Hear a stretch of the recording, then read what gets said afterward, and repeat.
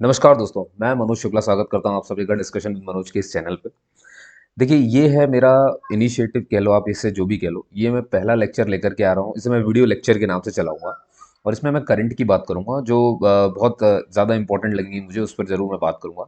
और क्योंकि ये पहला लेक्चर है तो आप मुझे ज़रूर बताइएगा आपको ये कैसा लगा। इन्फॉर्मेटिव है तो मैं इसे और कंटिन्यू करूँगा, है ना? तो इसे ज़रूर सुनिएगा एक बार ताकि आप मुझे रिव्यू दे सकें। आज मैं जिस टॉपिक पर आपसे बात करने जा रहा हूँ वो है, आपने सुना भी होगा, यूनिफॉर्म सिविल कोड।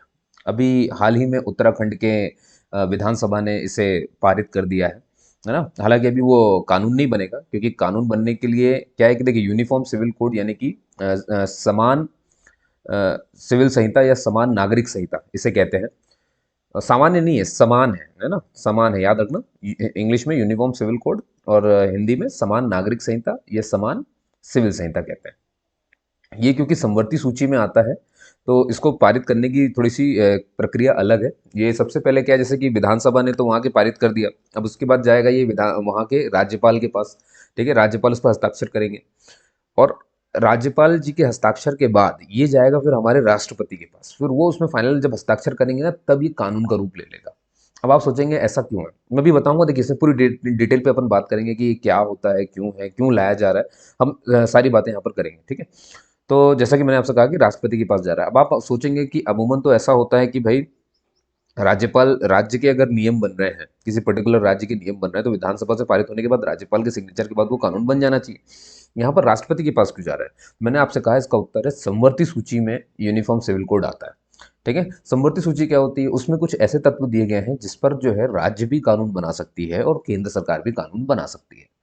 लेकिन जब राज्य उस पर कानून बनाती है तो राज्यपाल के सिग्नेचर होने के बाद वो राष्ट्रपति के बाद इसलिए जाता है, ये देखने के लिए कि कहीं अगर इसी टॉपिक पर, जिस पर अभी राज्य ने कानून बनाया ना, कानून बना रहा है जो, क्या इसी टॉपिक पर हमारे केंद्र सरकार ने भी कानून बनाया है?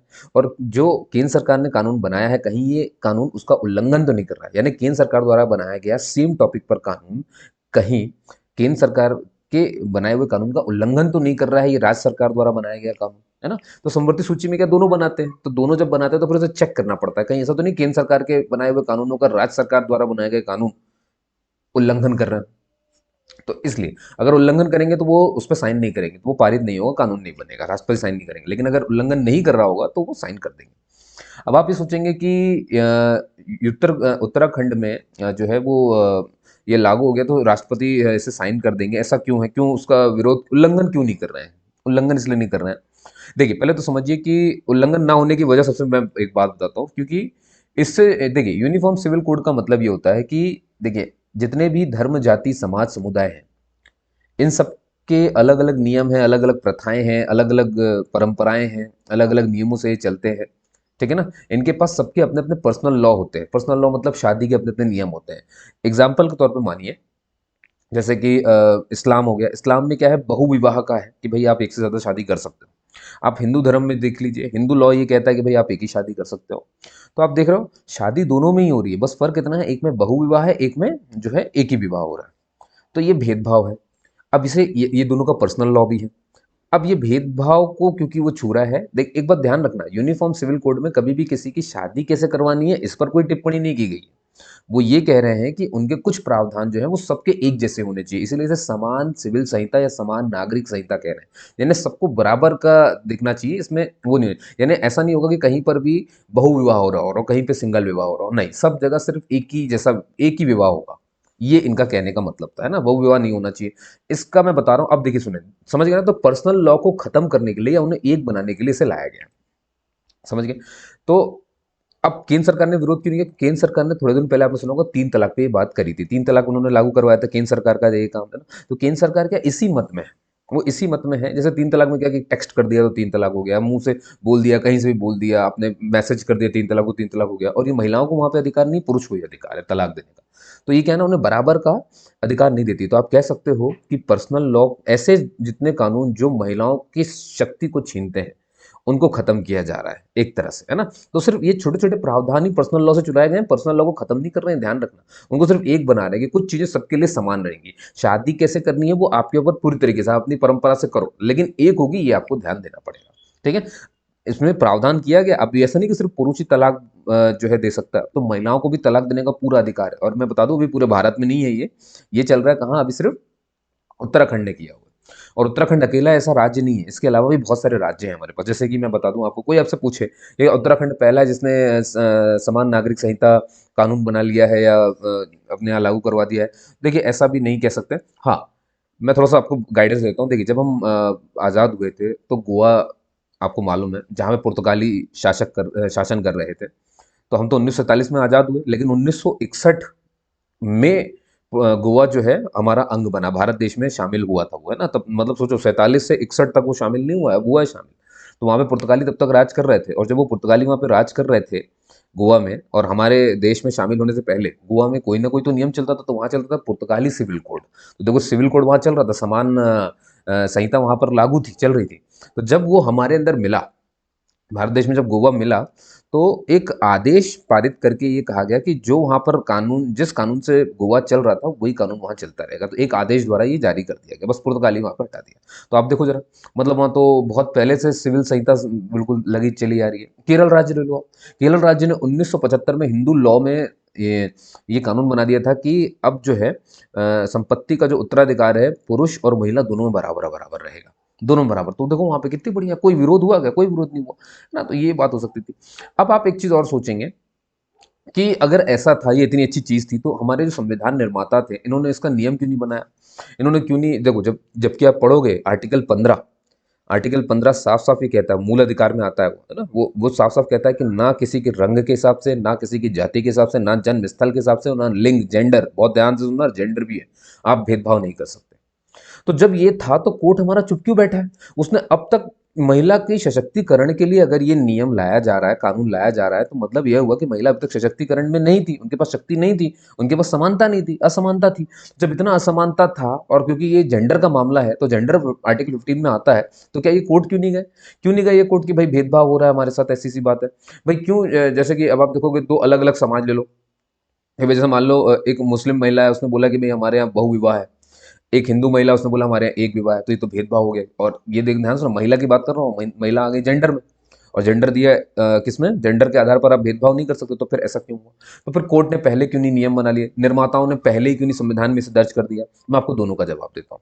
मैं पहले आपको जवाब देता हूँ कि संविधान निर्माताओं ने इसे पहले से ही क्यों नहीं कानून में डाल दिया। देखिए, आपको ये बात ध्यान समझनी पड़ेगी कि जब हम, हमारा देश एक हो रहा है, तो हमारे पास 562 एग्जाम्पल ले लेते हैं, 562 के आसपास देशी रियासतें थी जिन्हें हमें एक करना था।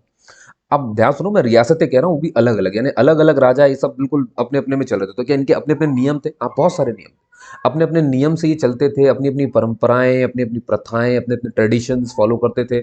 शादी की उम्र वगैरह सब इनके पास अलग अलग डिसाइडेड थी। कोई 21 साल में, कोई 18 साल में, कोई 16 साल में, ऐसे ऐसे सब चल रहा था। बाल विवाह तक कहीं कहीं चल रहा था। ठीक है ना। अब ध्यान सुनो, अब आपने अभी अभी इनको जोड़ा है भारत देश में, अभी अभी इनको इकट्ठा किया है। अगर आप अभी के अभी उनके पर्सनल लॉ, क्योंकि देखो परंपराएं और ये सब शादी वादी और ये सब कितना क्या, ये तो उनकी पर्सनल हो गई, तो पर्सनल लॉ था ये उनका पूरा का पूरा। तो अगर आप अभी अभी जुड़े हो और अभी आप उनके पर्सनल लॉ पे वार कर दोगे, तो फिर ये बिखर जाएगा। तो उस समय की नज़ाकत को देखते हुए, समझते हुए, जो संविधान के निर्माता थे, उन्होंने तय किया कि यार अभी ये ठीक नहीं है, क्योंकि अभी तो हमें एक होना है। तो उन्होंने एक गुंजाइश छोड़ दी कि ठीक है, आज कोई बात नहीं, कल कुछ समय बाद एक समय ऐसा आएगा जब जो भारत के लोग हैं वो काफ़ी पढ़े लिखे होंगे, जागरूक होंगे, अवेयर होंगे, मॉडर्नाइजेशन आ चुका होगा, शिक्षित हो चुके होंगे, और एक देश एक कानून की पैरवी करने लगेंगे। इतनी अवेयरनेस आ जाएगी, उन्हें लगेगा कि नहीं यार, सबके जैसे मतलब सब कुछ एक जैसा होना चाहिए, थोड़े पढ़े लिखे समाज हो जाएंगे। तो आप देखो ना, 3 तलाक जब सरकार ने रद्द किया, उस कानून को खत्म किया कि भाई 3 तलाक नहीं होगा। अब आज कानूनन रूप से इस्लाम में 3 तलाक बिल्कुल मना है ना, वो हाँ, कानूनन रूप से तो नहीं है, ये बात ध्यान है। अवैध रूप से चल रहा तो हम उसे कुछ नहीं कह सकते, कानून रूप से तो कहीं पे भी नहीं। तो जब ये हुआ, तो आपने देखा हो हल्ला हुआ नहीं, बल्कि मुस्लिम महिलाएं उसके सपोर्ट में थी। तो ये क्या है? ये दिखा रहा है कि नागरिक, अब नागरिक जो थे वो अवेयर हो रहे थे। देखो, जो निर्माताओं ने सोचा था वो यही था। तो ये जो 3 तलाक खत्म करने का मामला था, क्या ये पर्सनल लॉ नहीं था? और पर्सनल लॉ को खत्म करने के लिए तो ये कहाँ लिखा? यही तो है, समान नागरिक संहिता। समान नागरिक संहिता का ये एक छोटा सा तत्व था 3 तलाक को खत्म करना। तो देखो हो हल्ला नहीं होना, क्योंकि अवेयरनेस हो गई और इसी बात को वो निर्माता कह रहे थे। देखो धीरे धीरे अब क्या हुआ, अब देखो धीरे धीरे राज्य लेकर के आ गए। केरल राज्य में भी हुआ, केरल राज्य में सिविल कोड नहीं है, लेकिन हिंदू लॉ में तो थोड़ा चेंज करके उसको समान तो बनाने की कोशिश करी गई। एक झलक वहां देखने को मिली, 3 तलाक आपको केंद्र सरकार से देखने को मिली। गोवा में पहले से चल रहा था वो था। हाँ, लेकिन उत्तराखंड भारत का पहला ऐसा राज्य जिसने विधानसभा से उसे पारित करवा के लागू किया है, ये जरूर आपको ध्यान रखना। तो इससे ये मत सोचना कि वही एक पहला राज्य है। पहले भी देखो गोवा में था तो बहुत पहले था, 1975 में फिर केरल में हुआ, ठीक है, लेकिन वहां पे सिविल कोड नहीं था। सिविल कोड चल रहा था गोवा में, तो पुर्तगालियों वाला था, उसको वैसे का वैसे ही रहने दिया। गोवा केरल वाले में क्या किया, हिंदू लॉ में थोड़ा सा चेंज किया कि भाई दोनों को समान वो करेंगे, ठीक है। लेकिन यूके ने तो भैया साफ साफ सिविल संहिता पूरी, अब इसमें क्या क्या प्रावधान है मैं आपको बताऊंगा, मैं बताता हूं, देखो जरा प्रावधान कैसे कैसे हैं। लेकिन उससे प्रावधान को बताने से पहले मैं आपको थोड़ा सा दूसरे सवाल का अपना जवाब दे दूं कि कोर्ट क्यों चुपचाप बैठा था। और अच्छा, क्या नीति निर्देशक तक कहीं संविधान में हमारे दिए हुए हैं, निर्माताओं ने कहीं उसका जिक्र किया हुआ है? अगर उन्होंने ऐसे गुंजाइश छोड़ी तो कहीं तो जिक्र किया होगा। तो उन्होंने इसका जिक्र किया आर्टिकल, नीति निर्देशक तत्व के आर्टिकल नंबर 44 को आप पढ़ना, उसमें साफ साफ लिखा हुआ है कि जो राष्ट्र है वो नागरिकों के हित के लिए समान सिविल संहिता को लागू करवाएगी भविष्य में कभी भी, है ना, या उसको प्राप्त करने का प्रयास करेगी। तो प्राप्त करने का प्रयास ऐसे ही था। अब आपको मालूम है कि सिविल संहिता में बहुत प्यारी प्यारी चीज लिखी हुई है। तो सर ऐसे तो हमारे क्या हम इसे, मान लो कोई राज्य सरकार, बाकी राज्य सरकार नहीं कर रही तो हम चुनौती दे सकते हैं? नहीं दे सकते आप। बहुत ध्यान सुना। एक आपके पास मूल अधिकार है ना, यानी फंडामेंटल राइट्स हैं आपके पास। अगर उसको सरकार लागू नहीं करेगी ना तो आप न्यायालय जा सकते हो, हाई कोर्ट भी जा सकते हो, सुप्रीम कोर्ट भी जा सकते हो, ये आपको मालूम है। आप उसको बिल्कुल चैलेंज कर सकते हो वहां पे जाकर के कि भाई क्यों नहीं किया। लेकिन राज्य की नीति निर्देशक तत्व में यानी उसमें जो भी लिखा हुआ है राज्य के नीति निर्देशक तत्व, जो 36 से लेकर 51 तक जाते हैं पूरे के पूरे आर्टिकल में, आप जब देखोगे उसे, तो क्या उस पर कोई बहस कर सकती है कि यार हमारे राज्य में ये लागू नहीं कर रहे यार, हमारे यहाँ ये देखो ये बराबर नहीं कर रहे यार, क्या राज्य ऐसा नहीं कर रहा तो क्या हम कानून क्या न्यायालय जा सकते? आप यहाँ पे न्यायालय नहीं जा सकते। क्यों? क्योंकि इसी राज्य के नीति निर्देशक तत्व में जो आर्टिकल नंबर 37 है, 37, वो साफ साफ बोलता है इसको चैलेंज नहीं किया जा सकता। ये नहीं कह सकते आप कि यार हमारा राज्य ऐसा नहीं कर रहा तो चलो हम चलते हैं वहां पर, ये आप नहीं कर सकते। लेकिन अगर आपके मूल अधिकारों का उल्लंघन होगा तो आप न्यायालय जा सकते हो। बात समझ में आ गई? तो फिर अब देखो, तो दो का जवाब आपको मिल गया कि निर्माताओं ने क्यों नहीं रखा, रियासतें बहुत सारी थी इसलिए दिक्कत हो रही थी। दूसरा कोड, इसको दूसरा, राज्य की नीति निर्देशक तत्व में कहां पर लिखा हुआ है? आर्टिकल नंबर 44 में लिखा हुआ है ना। और 37 हमें क्या कहता है कि अगर कोई राज्य से नहीं, जैसे मान लो उत्तराखंड ने कर दिया, अब आप सोचे कि मध्य प्रदेश वाले क्यों नहीं कर रहे, तो आप सोचो कि अब न्यायालय चले जाओ, तो ये नहीं हो सकता, क्योंकि आर्टिकल 37 ही साफ साफ बोलता है कि इसको आप चैलेंज नहीं कर सकते कि हमारे यहाँ लागू क्यों नहीं हुआ है। वो राज्य सरकार अपने हिसाब से करेगी, तो वो उनके लिए आपको रुकना पड़ेगा, चैलेंज नहीं कर सकते ना, तो नियम ही है हमारे पास। बात समझ में आ गई? एक बात आपको ध्यान रखना है। दूसरी चीज, आप अब देखो ध्यान से, सर कोर्ट क्यों, कोर्ट का मैं आपको जवाब देता हूं कि सर कोर्ट क्यों बैठा था इतनी। अगर आपको ये समझ में आता है कि पर्सनल लॉ को एक करने के लिए यूनिफॉर्म सिविल कोड आया था, है ना, तो और मेन है कि महिलाओं को सशक्तिकरण देने के लिए आया, क्योंकि इसके जो सिविल कोड है ना, इसके केंद्र में महिलाएं ही हैं, है ना। अभी आप सब समझोगे जब आपको समझ में आएगा कि भैया गुजारा भत्ता, है ना, संपत्ति का अधिकार और तलाक का, विवाह का, सब ये सारी चीजें उसमें है। तो आप ये सब किस में देख रहे हो? अब ये महिलाओं का आता है इसमें से, हालांकि सिर्फ महिलाओं की बात नहीं हुई है, इसमें बच्चों की भी बात हुई है, बेटी की भी बात हुई है, अवैध संतान की भी बात हुई है, गर्भ में शिशु पल रहा है उसकी भी बात हुई है। इन सबको अधिकार देना पड़ेगा, सब समान सिविल कोड है साहब। तो अभी मैं इसके प्रावधान पे आऊंगा, चिंता मत करो आप, है ना, जो उत्तराखंड में हुआ था। अब अगर और कोई राज्य भी करेगा ना तो सेम सेम ही रहेगा, उसमें कोई फर्क नहीं पड़ेगा ज्यादा। तो आप मेरी बात समझ गए ना? तो हितों में इसे करना था। देखो आज मतलब इतने जागरूक हो गए उत्तराखंड के कि उन्होंने इसे समान सिविल कोड अप्लाई करवा दिया। इतनी बात समझ में आई आपके? अब देखिए मेरी बात अच्छे सुनो। कोर्ट का मैं जवाब देता हूँ कि सर अभी तक कोर्ट क्यों बैठा था।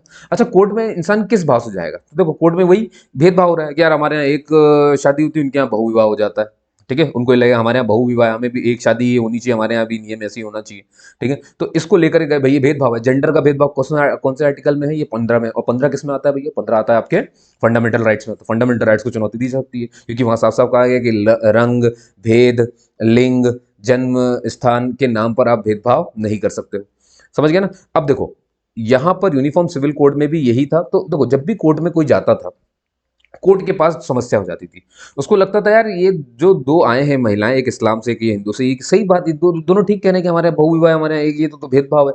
और आर्टिकल 15 कहता है कि भेदभाव नहीं करेंगे, तो फिर हमें सजा सुनानी चाहिए। लेकिन फिर वो फंस जाते हैं, जानते हो कहाँ? Personal law. पर्सनल लॉ क्या कहता था कि भाई नहीं, पर्सनल लॉ में इस्लाम के हिसाब से वो 3 बहु विवाह कर सकते थे, तो अब ये लो, अब हिंदू कहता है वो एक ही कर सकता है।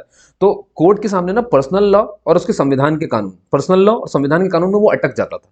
इसीलिए 1973 से सुप्रीम कोर्ट लगातार सरकार को कहती थी कि भैया यूनिफॉर्म सिविल कोड लाओ, वरना ये भेदभाव हम कैसे खत्म करेंगे। तो यूनिफॉर्म सिविल कोड लाने से मतलब क्या है कि पर्सनल लॉ में जो भी ये डिफेक्ट है ना इसको ठीक कर देना है। तो आप समझ गए ना यूनिफॉर्म सिविल कोड क्या है, कि जो डिफेक्ट है ना थोड़े थोड़े से पर्सनल लॉ में, कि भाई जैसे ये समान नहीं हो पा रहा है। अब ध्यान सुना, मान लो कि यूनिफॉर्म सिविल कोड आ जाए तो मतलब पर्सनल लॉ में ये सुधार हो जाएगा कि एक एक होगा। अब मान लो जब ये बन गया, नियम बन गया, अब अगर कोई ने दो शादी करी तो क्या आर्टिकल 15 का उल्लंघन हुआ, हो गया, अब न्यायालय सजा दे सकता है। तो न्यायालय सजा नहीं दे पा रहा ना, इसके सामने दो नियम है, तो वो इसीलिए कहता है कि पर्सनल नियम को थोड़ा सा बैलेंस करो। और वो कैसे बैलेंस होगा, यूनिफॉर्म सिविल कोड लागू कर दो। यूनिफॉर्म सिविल कोड ये कहती है कि दोनों को तलाक देने का अधिकार है। पति पत्नी अगर जिंदा है तो कोई भी दूसरी शादी नहीं कर सकता, तलाक दोनों में से कोई भी दे सकता है, ये बात ध्यान रखना है। अब इसमें तो देखो ध्यान से उत्तराखंड में क्या क्या प्रावधान हुआ। उन्होंने बोला कि जो पंजीकरण होगा, शादी अगर आप करते हो तो पंजीकरण आपको करवाना पड़ेगा, बिना रजिस्ट्रेशन के आपकी शादी बिल्कुल मान्य नहीं होगी। अब इन्होंने साफ साफ बोला कि जो पुरुष की मिनिमम आयु है वो 21 वर्ष है और महिला की जो मिनिमम आयु है वो 18 वर्ष है। लिव इन रिलेशनशिप में भी अगर रह रहे हैं, क्योंकि लिव इन रिलेशनशिप जो बड़ी बेकार चीज लगती है मुझे, है ना, ये बिल्कुल ठीक बात नहीं है। इसमें कितनी सारी चीजें हो रही हैं लोगों को समझने के नाम पे। इसमें मैं और कभी आपसे बात करूंगा, बहुत सारी बातें इसमें बोलने के लिए, पर अभी हम सिर्फ अपने आपको सिविल संहिता पे ही फोकस करवाते हैं। तो मैं आपको थोड़ा सा प्रावधान बता दूं क्या क्या है। लिव इन रिलेशनशिप में भी रह रहे हैं तो भी उसका रजिस्ट्रेशन करवाना पड़ेगा। अब मेरी बात ध्यान सुनना, रजिस्ट्रेशन करवाने से होगा क्या, आप अपनी उम्र लिखोगे। जब उम्र लिखोगे तो लड़की की 18 दिखनी चाहिए, 18 या 18 से ऊपर, और लड़के की 21 या 21 से ऊपर होनी चाहिए। अगर इससे कम मिले तो बाल विवाह में आ जाओगे, दिक्कत हो जाएगी। अब अगली चीज सुनो, अगर दो लोग जो शादीशुदा हो गए तो इनमें से कोई धर्म परिवर्तन नहीं कर सकता है, मत परिवर्तन नहीं कर सकता। मान लो किसी ने एक ने बिना सहमति के जो है अपना धर्म परिवर्तन कर लिया। सब धर्म परिवर्तन करते क्यों हैं लोग शादी के बाद, ताकि उनको जो है वो जैसे धर्म, अभी ये वाला धर्म, तो मान लो इस धर्म में क्या हो कि अगर तलाक होना है तो मुझे बहुत सारे पैसे देने पड़ेंगे। तो मान लो मैं दूसरे किसी धर्म में अपने आप को कन्वर्ट कर लूँ, तो अब मैं दूसरे धर्म का हो गया, तो अब मैं उस धर्म को क्यों मानूं, क्यों दूं मैं उतने पैसे तलाक के बाद, ऐसा वाला मामला हो जाता था। तो अगर बिना सहमति के आपने धर्म परिवर्तन कर लिया उससे कोई फर्क नहीं पड़ेगा। जो दूसरा पक्ष है, जैसे मान लो पति या पत्नी में से कोई भी एक अगर धर्म परिवर्तन करता है तो जो दूसरा है वो तलाक भी दे सकता है और जिंदगी भर गुजारा भत्ता लेने का अधिकारी होगा। जिंदगी भर गुजारा भत्ता लेने का अधिकारी होगा। ठीक है, तो धर्म परिवर्तन भी आप नहीं कर सकते, ये भी आप ध्यान रखना। अगला संपत्ति का अधिकार सुनो आप। तलाक का देखा, देखो देख रहे हो आप, तलाक, विवाह, गुजारा भत्ता, यही सब बातें हो रही सिविल कोड में पूरी तरीके से। तलाक का अधिकार दोनों को दिया। पति पत्नी जीवित है तो तलाक नहीं कर सकते, मतलब दूसरी शादी नहीं कर सकते। कोई भी अगर जीवित है तो दूसरी शादी नहीं हो सकती। तलाक को दोनों को देने का अधिकार है। अब बोला कि भाई बेटा और बेटी संपत्ति में दोनों का बराबर अधिकार है। और इतना ही नहीं, अगर आपकी कोई अवैध संतान है, मान लो कहीं भाई इंसान के चक्कर के, एक तो फुर्सत, इतनी फुर्सत कहाँ से लोगों को कि मतलब इस समय अब है भाई, चल रहा है मामला, कोई भी दिक्कत नहीं, तो उनकी अगर अवैध संतान है तो अब वो बेचारे कोर्ट कोर्ट दर दर भटक रहे हैं। बच्चा बेचारा पैदा हो चुका है, उसकी किस्मत तो बर्बाद होती जा रही है, उसका भविष्य पूरा बर्बाद हो जाएगा, बनेगा फिर गुंडा, ये वो हो जाएगा, अगर सोच सही से शिक्षा, पैसे, वो सब चीजें नहीं मिली तो, है ना। तो सरकार ने बोला ये भी गलत है। अगर आपकी गलती की सजा उस नए जीवन को नहीं मिलेगी कभी भी, तो सिविल समान संहिता में ये जो समान सिविल संहिता है इसमें साफ साफ ये प्रावधान किया कि अवैध संतान को भी बराबर संपत्ति का अधिकार होगा। जो आपकी वैध संतान है, जितना उनको अधिकार है वैसे ही अवैध संतान को भी बराबर का अधिकार होगा। इतना ही नहीं, लिव इन रिलेशनशिप में जो लोग रह रहे हैं, मान लो कि युवती प्रेग्नेंट हो गई, भ्रूण में वो बच्चा आ चुका है ना, तो अब अगर वो पेट में भी वो बच्चा है तो उसका भी समान अधिकार है। आप तो कुछ नहीं कर सकते। बहुत अच्छे से समझो इस बात को, क्लियर होगी कहानी ना। ये सारी बातें मैं आपको बताना चाह रहा था। इतने सारे प्रावधान थे, देखो ये था यूनिफॉर्म सिविल कोड। तो आपने समझा कि इसमें क्या है, इसमें केंद्र में महिलाएं हैं तो सब कुछ समान, सशक्तिकरण, महिला की सशक्तिकरण के लिए ये चीज आई हुई है। पहले क्यों नहीं हो पा रहा था, आप समझ गए, निर्माताओं के लिए देशी रियासतों का झंझट हो गया था। कोर्ट के लिए सामने था कि भैया पर्सनल लॉ भी है, आपने अब भाई देशी रियासत सबका अपने अपने कानून थे ना, तो वो चला आ रहा था एक वो, और आपने इधर आर्टिकल 15 बनाया तो भेदभाव हो रहा था, तो वो सुना नहीं पा रहे थे आदेश, इसीलिए पर्सनल लॉ को खत्म करने के लिए, ये खत्म नहीं करना है, मतलब उनकी परंपराओं से, किसी भी परंपरा से विवाह हो सकता है लेकिन होगा एक ही।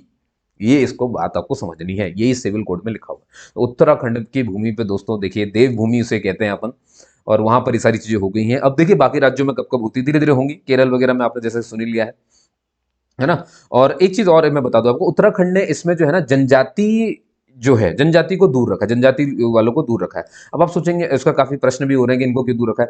उसकी वजह मैं बताता हूँ। संविधान में आर्टिकल 366 दिया हुआ है। ये जो आर्टिकल 366 है ना, ये साफ-साफ कहता है कि जनजाति के जो लोग हैं, उनके परंपराएँ और प्रथाओं का वो पालन करते रहेंगे, उन पे किसी भी नियम का कोई प्रभाव नहीं होगा। तो अगर उन्हें भी जनजाति में लेके आना भाई, अब अगर उनको नहीं लाओगे तो हो सकता है वहाँ पर भी तो 18 साल से कम या बालिका बाल विवाह हो रहा हो, ये हो रहा हो, तो उनको भी लाना पड़ेगा, तो उनको लेकर के आएँगे, चिंता मत करिए। लेकिन अभी नहीं ला पाए क्योंकि क्या है कि 366 में पहले संशोधन करना पड़ेगा और ये संशोधन का काम अब फिर लोकसभा वाला मामला हो जाएगा, है ना? संविधान संशोधन का तो उन्हीं का काम है भैया, समझ गए ना? तो पहले वहाँ संशोधन होगा, इसीलिए तो सरकार भी अभी नहीं ला पाई, सरकार सबके लिए लाना चाहती है ना? तो देखिए कब तक क्या लाएँगे, अब इतने सारे भई इतना छोटा काम भी नहीं है, पर ये जब हो जाएगा तब आप देखेंगे कैसा होगा सब कुछ, है ना? तो ये सब समान है, तो आप समझ गए ना? तो बेटा-बेटी सबके लिए समान अधिकार, बिल्कुल सबको बराबर कर दिया।